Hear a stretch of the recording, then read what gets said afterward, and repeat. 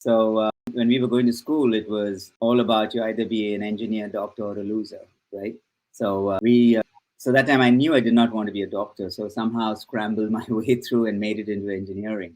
And I did 4.5 years of that, but realized it wasn't really what I wanted to do. And so, well, all my friends were studying and moving off to the US and doing their masters. I just said, this is it. But I wanted to get into the world of fashion. That's something that I had a passion for fashion. If that something is, I'm not a poet, but it seems to rhyme.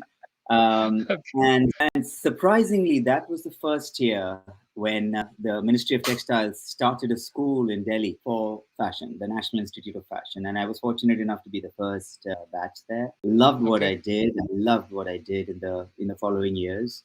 And again, in the back of my mind, I said, if I'm going to be in this career, I need to be working with one of the best. And fortunately, I had opportunity to be hired by Nike in the US. So I moved there. And again, I think it was fortunate that Nike was targeted by labor compliance issues, where all the NGOs went against them to say they were not.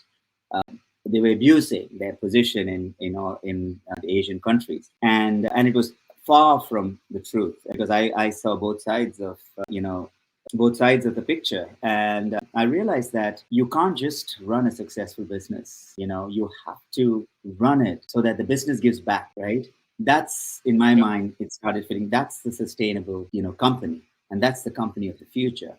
And I think Nike did that extremely well for the next 10 years. So I had the opportunity of being trained by the thought leaders of that time on how to run a company that does not negatively impact anything.